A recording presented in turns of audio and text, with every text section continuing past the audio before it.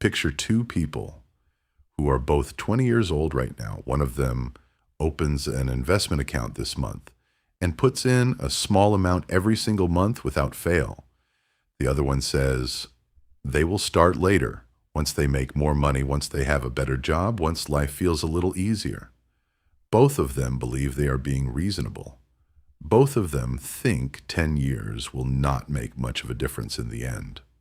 Only one of them is about to become a millionaire without ever noticing it happened, while the other one spends decades wondering why the numbers never seem to add up the way they expected. Stay with me, because the next few minutes are going to change how you look at every single dollar you spend for the rest of this year. This is not about being rich overnight. This is about a decision so small you could make it today without changing your lifestyle at all. Here is the part that most people never sit down and actually calculate. Assuming an average long-term annual return of around 8%, which is close to the historical average of a broad market index fund, a monthly investment of $800 starting at age 20 could grow to roughly $2.8 million by age 60. Now take the exact same monthly amount, the exact same assumed return, but start 10 years later at age 30. By age 60, that account only reaches around $1.2 million under the same assumptions. Markets do not move in a straight line, and actual returns will vary from year to year, including years where the balance goes down before it goes back up. You did the same work. You saved the same amount every month, you just started 10 years later, and it cost you nearly $1.6 million in this example. That gap is not a typo, and it is not a trick. It is what happens when you give money time instead of giving it hustle. The person who started at 30 did not make a single bad decision. They did not overspend. They did not gamble their savings away. Their only mistake was believing that 10 years would not matter that much in the grand scheme of a 40-year career. Nobody tells you that the cost of waiting is not measured in dollars saved today. It is measured in dollars your future self never gets to see.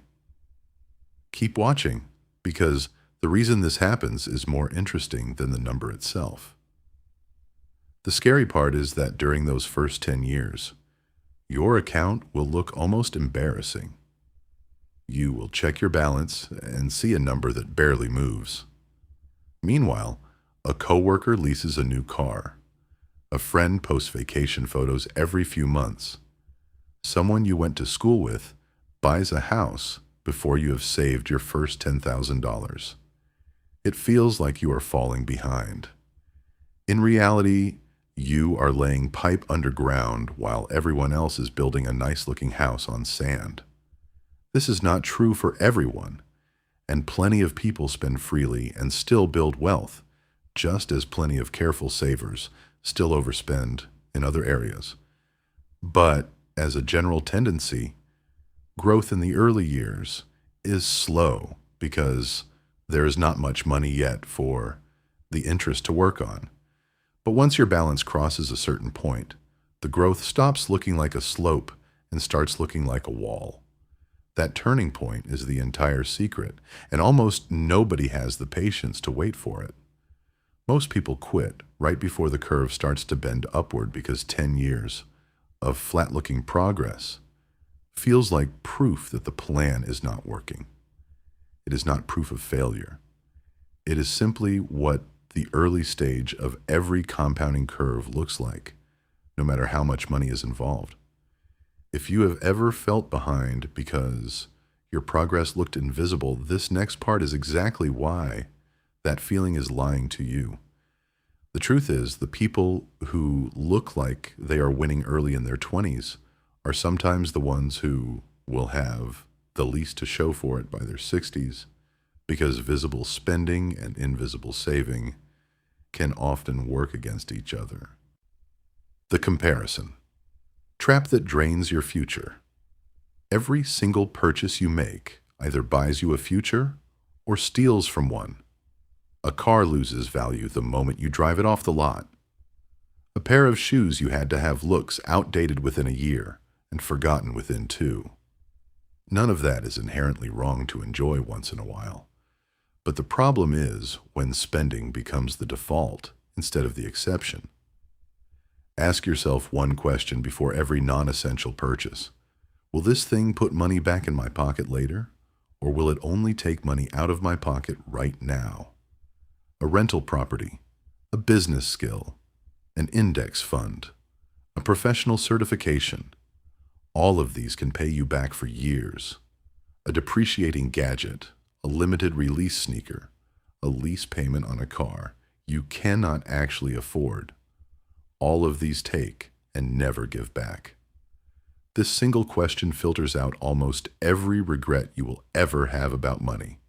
It does not mean you never enjoy your money. It means you stop letting every purchase quietly compete with your own future without you even realizing it is happening. The people who build real wealth are rarely the ones who never spend money. They are the ones who spend on purpose instead of spending on autopilot. Right after this, you are going to learn exactly how the wealthy think about that same question differently than everyone else and why it has almost nothing to do with income. The math behind why early money is worth more than late money. Compounding does not reward the person who saves the most money over their lifetime. It rewards the person who gives their money the most years to multiply.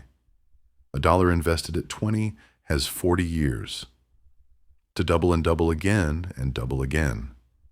A dollar invested at 30 only gets 30 years, which sounds close, but is not close at all, because most of the growth happens in the final stretch. Losing the first 10 years does not just cost you 10 years of contributions. It costs you the 10 years where that early money would have been compounding on top of itself the longest. This is why financial professionals often say, the biggest asset a young person has is not their salary. It is their time. Time is the one resource compounding cannot function without, and it is the one resource you can never buy back. Once it is gone, you can always earn a higher salary later. You can always cut expenses later. You can never go back and add 10 extra years onto the front of your investing timeline, no matter how much money you eventually make. That is exactly why the math behind compounding and decades of historical index fund performance show that a small amount invested young will often outperform a much larger amount invested in your 30s or 40s. It sounds unfair until you understand that it has nothing to do with fairness and everything to do with math that does not care how old you feel or how ready you think you are. Keep this in mind, because the next section shows you exactly how to protect that time starting today. 3 moves that actually build the gap in your favor. The first move is building a starter fund you refuse to touch, no matter what happens. Most experts frame this as roughly 3 to 6 months of essential expenses sitting in a high-interest savings account before you commit to long-term investing. This is not a fund for emergencies that come up every month. This is money that exists purely, so your investments never have to be interrupted or pulled out early. The second move is training yourself to ask if a purchase is an asset or a liability before you buy it. Assets put money back in your pocket over time, and liabilities take money out of your pocket and never return it. Though real life is rarely that clean. A car can also help you earn income. A rental property can also lose money. The question is still useful as a filter, even when the answer is not always black and white. The third move is the hardest one, because it fights against everything social media tells you to want. You have to accept. Getting rich slowly, through broad diversified investments like index funds, rather than chasing individual stocks or trends. There is no shortcut that reliably beats decades of consistent diversified investing, and there never has been one that lasted for most people.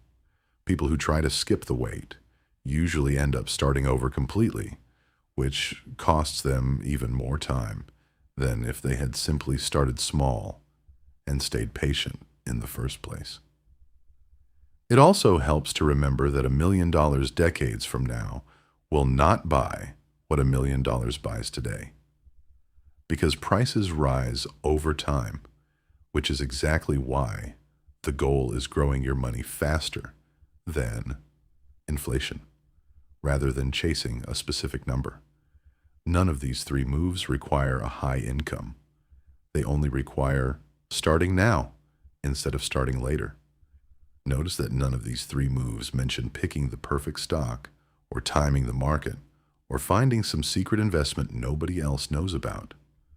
Wealth built this way is boring on purpose. Boring is what allows it to survive 40 years without you blowing it up, chasing something faster. The people who actually reach financial freedom are almost never the ones who found a shortcut. They are the ones who simply refuse to quit on a plan that looked like it was doing nothing for the first decade.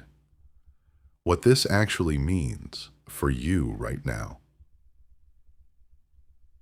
If you are in your 20s right now, you are standing on the most valuable asset you will ever have, and most people your age have no idea it even exists.